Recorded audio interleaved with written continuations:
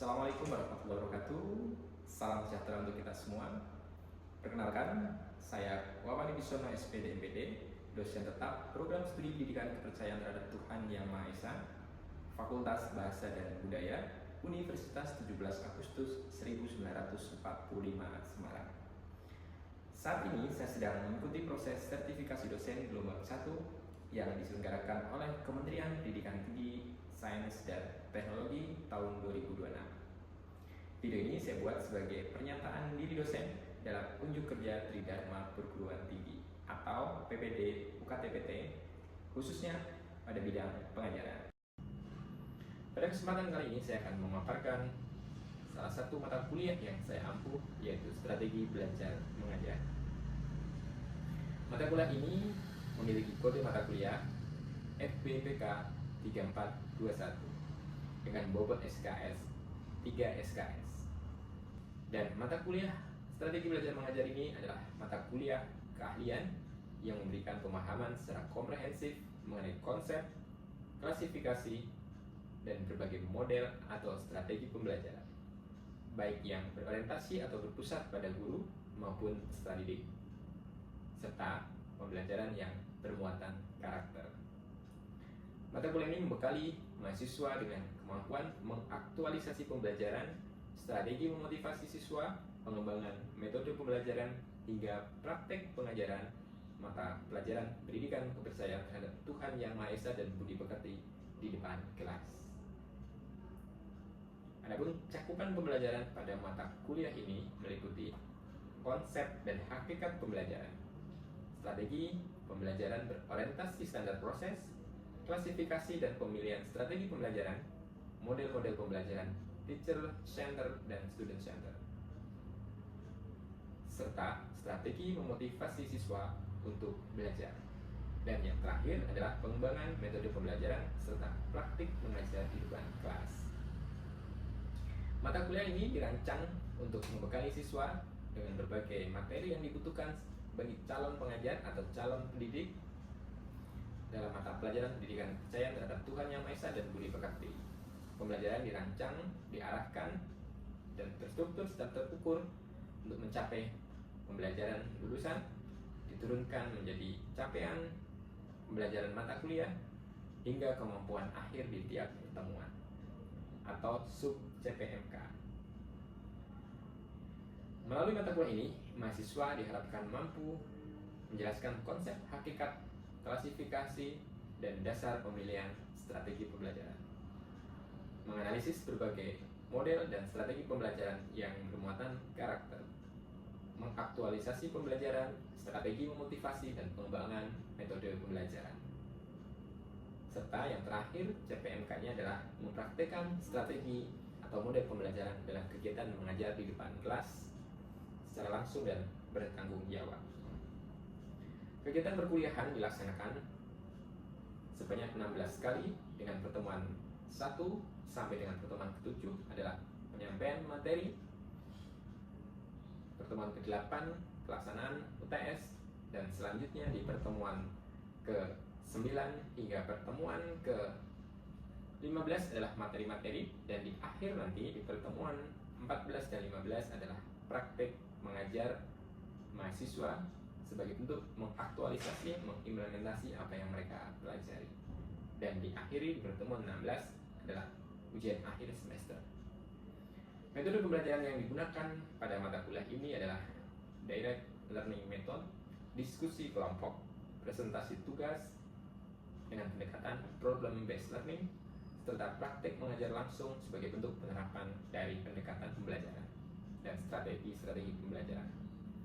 Media yang digunakan dalam perkuliahan meliputi slide PowerPoint, plafon pembelajaran daring, artikel, buku teks sebagai bahan kajian mahasiswa, serta rekaman video sebagai media praktik dan refleksi mengajar. Secara garis besar, materi perkuliahan mencakup strategi dan model pembelajaran baik teacher center maupun student center, strategi pembelajaran bermuatan karakter, quantum learning, inquiry, expository, hingga pembelajaran serta pengembangan berbagai metode pembelajaran. Adapun penilaian dalam mata kuliah ini terdiri dari 4 komponen utama, yaitu tugas dengan bobot 20%, praktik mengajar dengan bobot 30%, ujian tengah semester dan ujian akhir semester dengan bobot masing-masing 25%. Demikian paparan singkat mengenai mata kuliah strategi pembelajaran atau strategi belajar mengajar yang saya ampuh. Pada video berikutnya, saya akan menampilkan simulasi mengajar yang menerapkan salah satu strategi pembelajaran pada mata kuliah ini, yaitu Contextual Teaching and Learning bermuatan karakter. Terima kasih atas perhatian Bapak Ibu. Selamat menyaksikan video simulasi mengajar berikutnya. Terima kasih. Kita bisa mulai ya belajar kita siang hari ini ya. Oke, mari sebelum kita mulai kuliah kita di mata kuliah strategi belajar mengajar, ya kita mulai dengan berdoa. Semoga apa yang akan kita pelajari ke depan bisa kita mudah pahami serta nanti berakhir jadi ilmu yang bermanfaat bagi kalian calon-calon guru untuk mata pelajaran pendidikan kepercayaan terhadap Tuhan yang Maha Esa ya. Oke, berdoa dipersilahkan. Berdoa selesai. Selamat siang semuanya. Ya. Rahayu. Rahayu. Oke ya, alhamdulillah kita ketemu lagi. Ini di pertemuan ke-6 ya. Di mata kuliah ini kita di awal saya sampaikan kepada kalian, kita belajar bagaimana cara siap untuk mengajar ya. Sesuai namanya ya. Masih ingat ya, ini SBM singkatan apa ya? Strategi belajar mengajar. Oke ya. Strategi belajar mengajar. Jadi kita belajar untuk mengajar nantinya. Karena kalian semua kan calon guru. Nah, kalau belajar mau mengajar, nah nanti di dalam proses mengajar kita akan mengenal yang namanya model pembelajaran. Sebelumnya, pertemuan-pertemuan sebelumnya kan kita sudah pernah belajar itu ya. Ada yang masih ingat contoh model-model pembelajaran? Kalau ini kan nanti yang akan kita pelajari. Yang lain, yang sebelum-sebelumnya apa? Oke, P. Oh, ini P apa B nih? Ya. P. Ada lagi yang lain yang masih ingat? PJBL. PJBL sama PBL beda tipis, bedanya apa? Masih ingat? PJBL itu project, kalau itu masalah. Masalah. Oke, itu ada lagi baru 2 nih. Paling tidak 3 lah. Discovery learning. Itu yang kayak apa?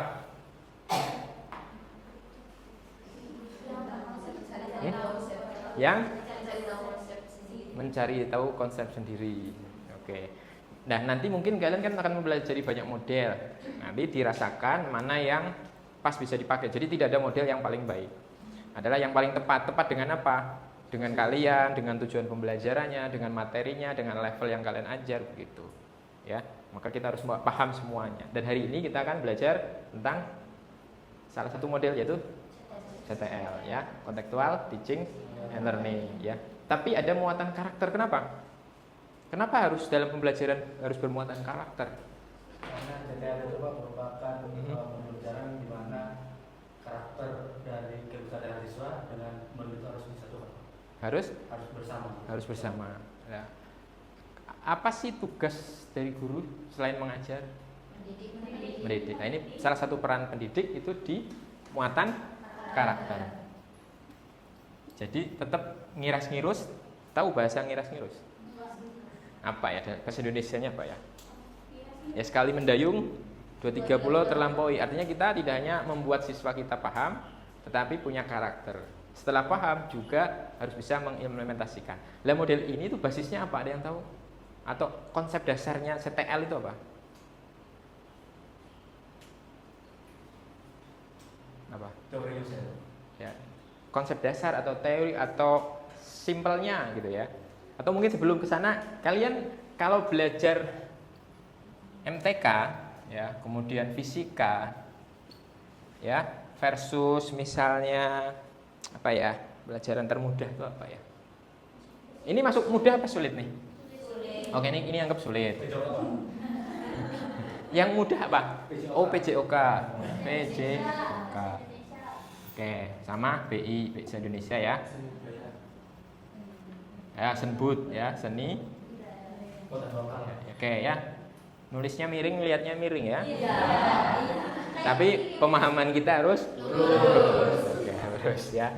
Oke. Nah, Kenapa ini kesannya sulit, ini kesannya mudah? Ada yang tahu? Kenapa? Matematika pakai rumus, terus PJOK pakai rumus nggak? Luas lapangan. Tapi biasanya PJOK kalau materinya pas tes susah ya? Ya. Jawabannya panjang dan beranyak. Dan salah ya. Tapi pas praktek bisa. Oke, selain itu kenapa matematika kesannya susah? Karena huruf dikali-kali, Pak. Huruf dikali-kali, X kali Y kali 2Y ya.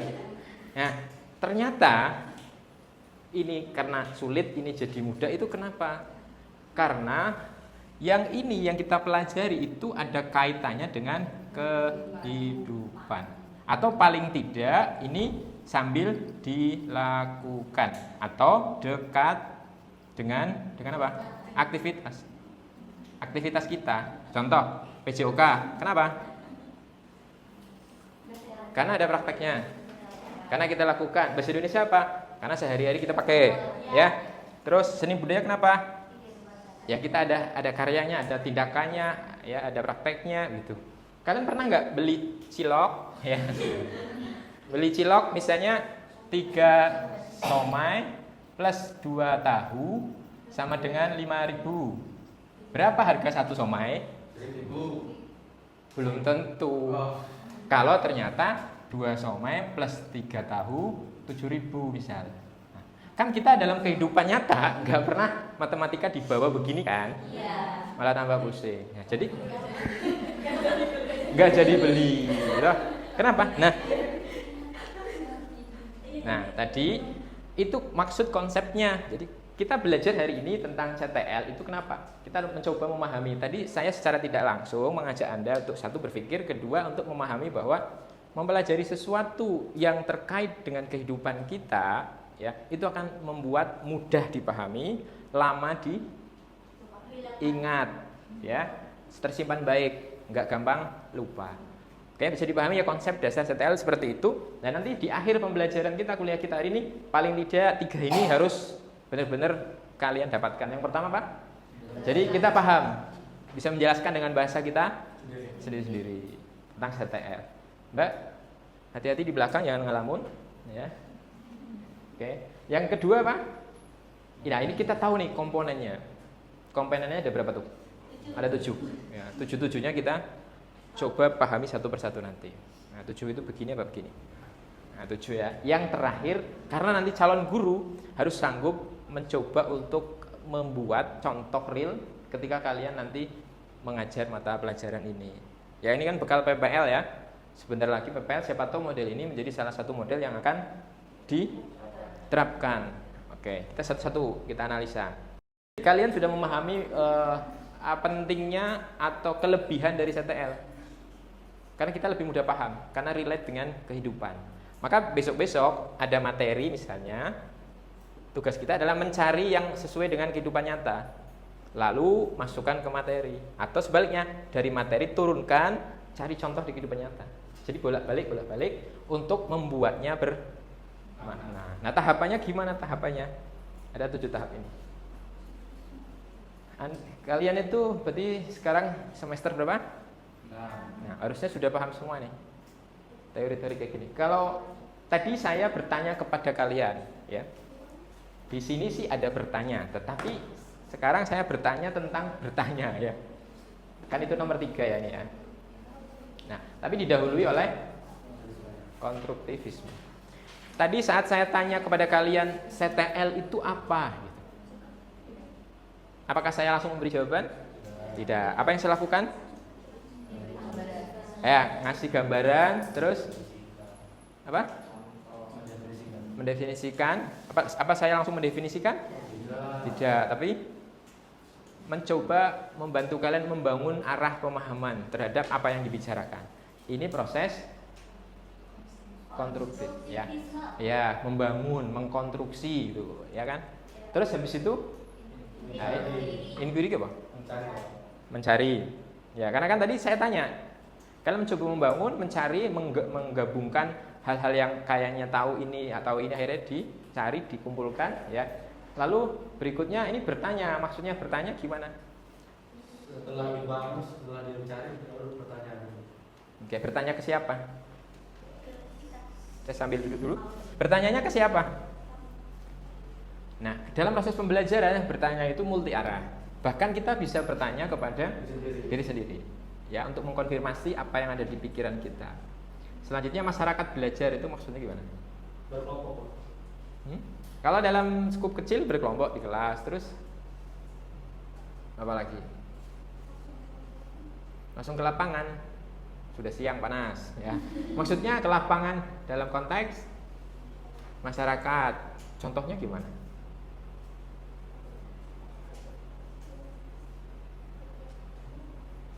Nah, ini saya sedang bertanya, ya, menjelaskan tentang masyarakat belajar, tetapi dengan cara bertanya ini juga bagian dari CTL itu sendiri, tahap CTL itu sendiri. Dan kamu mencari jawaban yang relate dengan kehidupan nyata, ya, itu juga bagian. Jadi saya menjelaskan CTL tapi sambil sedikit banyak menerapkan itu semua, sehingga kalian bisa belajar langsung dari yang dilakukan terkait CTL. Jadi dari dualisme pemahaman. Nah, itu salah satu contoh penerapan CTL. Kalau permodelan,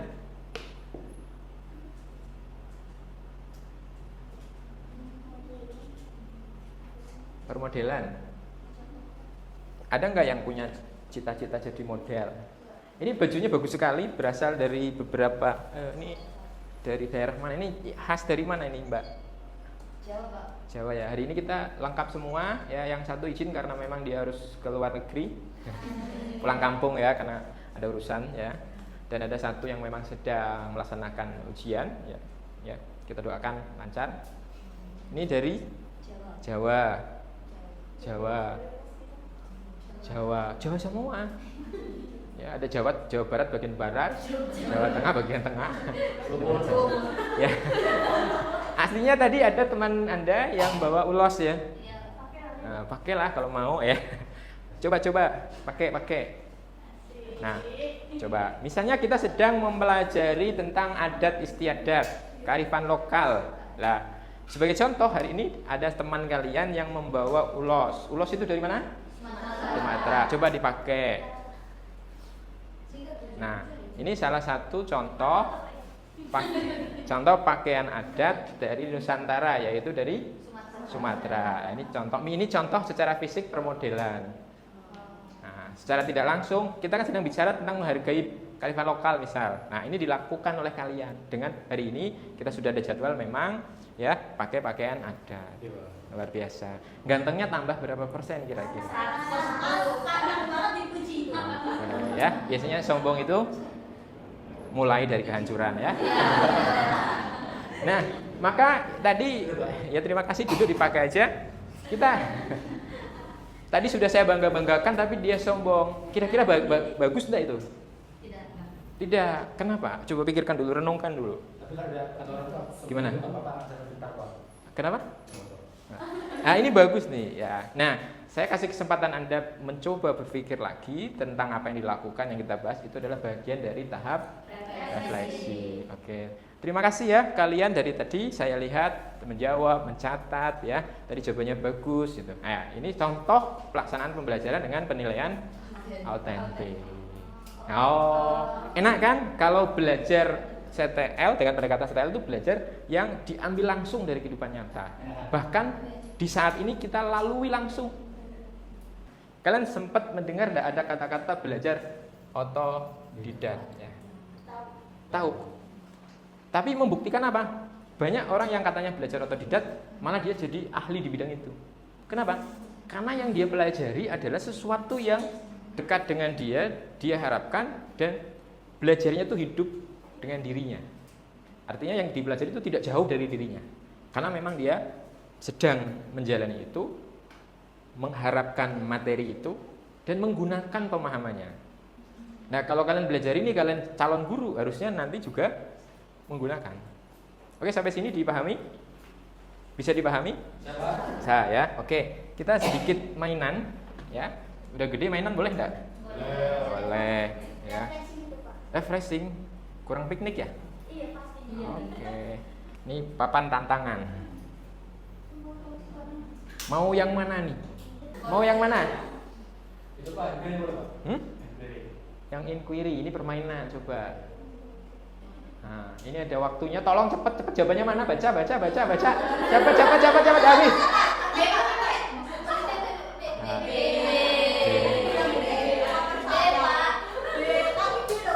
Ya, kalian yang megang. Ya. Itu kan kelihatan. Fokus. Ya. Padahal setiap kalian jawab benar, pohon ini akan tumbuh daun. Sama, setiap kita belajar, kita menumbuhkan satu hal dalam diri kita. Karena pohon bisa berbunga dan berbuah kalau pohon itu sehat. Konstruktivisme siap? 1, 2, 3. Nggak ada waktunya. Pikir dengan baik, punya banyak waktu. Oke. Lihat. Ya, ini daunnya muncul kan? Semakin kita tahu, semakin kita bertumbuh begitu ya. Sebenarnya kalau nanti pertanyaannya betul semua, dia tidak hanya mengeluarkan daun, buah. Tapi karena kalian sudah salah, atau saya yang salah tadi? Saya harus merefleksi diri ya. 1 manfaat komponen bertanya dalam CTL. Apa?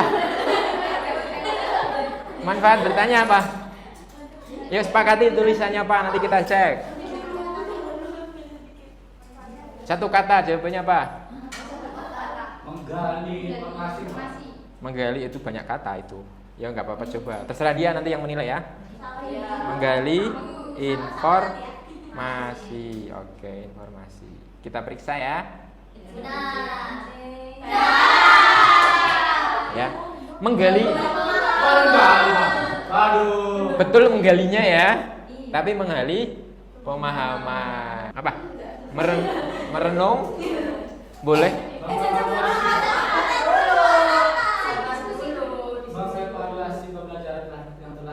Panjang banget ya. Apa? Merenung. Merenung apa merenungkan? Yang nggak tahu. Coba ya.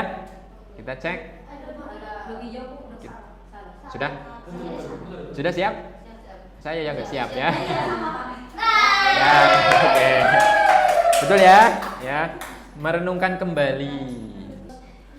Ini kemungkinan ada timernya ya. Siap ya?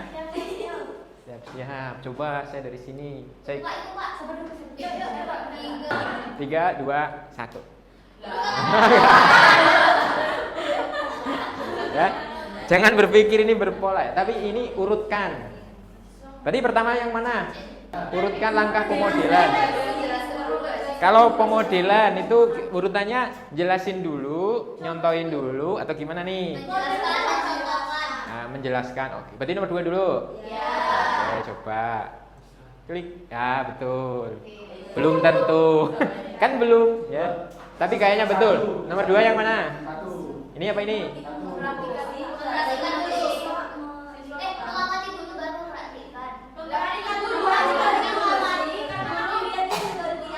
Ya, siswa mengamati dan meniru atau guru mempraktikkan? Guru mempraktikkan. Betul semua. Kenapa? Coba ini, bener enggak? Ya bener ya, guru menjelaskan. Ya, guru mempraktikkan, siswa mengamati. Kalian mau mempraktikkan model ini enggak? Kalau nggak mau juga nggak apa-apa. Mau ya? Ya pasti mau ya, karena tadi kalian merasakan sendiri bagaimana CTL ini ternyata maksudnya gini. Oh iya ya, jadi paham, jadi mudah. Maka saya akan memberikan satu kado terindah untuk akhir pelajaran atau kuliah kita hari ini, yaitu kata-kata ajaib. Oke, sudah tahu maknanya ya, kita dari awal kuliah udah ngomong tugas adalah bentuk kasih sayang dosen karena memfasilitasi mahasiswa bertumbuh di rumah masing-masing ya. Ini kita tadi sudah apa? Belajar. Coba kita review dulu sejenak. Nah ini tadi secara singkat sambil ini agak kepotong ya. Ada gambarnya. Ini gambar apa? pohon. Berarti ini sambil mengkaitkan belajar meski tadi kan teori konstruktivisme ya. Kita belajar CTL juga. Nah, dalam pelajaran visual itu juga membantu daya ingat. Maka saya coba cari gambar yang pas. Konstruktivisme membangun, berarti kan menumbuhkan pemahaman. Kalau inquiry tadi mencari. Terus kalau bertanya ya bertanya. Enggak asik ya. Ada orang bertanya dijawab bertanya gitu ya. Kalau masyarakat belajar bahwa kita itu sebagai komunitas di kelas, kemudian di lingkungan masyarakat saling mengisi diskusi itu bagian dari proses menjadi masyarakat belajar. Permodelan. Maka ada pepatah. Itu termasuk pepatah atau bukan? Ing arso suntulodo. Ing madyo mangun karso tuturing mbayani. Ya, ing arso suntulodo di depan memberi contoh. Karena belajar itu lebih mudah dengan mencontohkan langsung. Gitu. Misal kalian ngajari gimana? Kalian melihat saya kalau kita kuliah harus tepat waktu. Kalian melihat saya gimana? Saya ngajak kalian tepat waktu, ya saya tepat waktu. Nah, kita tadi jadwalnya jam 1.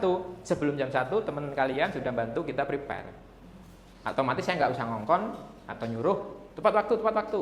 Dengan permodelan apa yang kita ajarkan ke siswa jauh lebih nempel juga.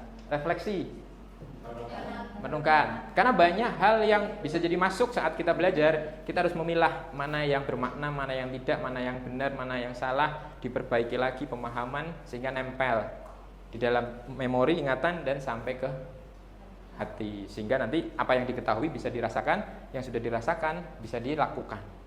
Jadi orang mung pinter tapi nggak bisa berbuat apapun.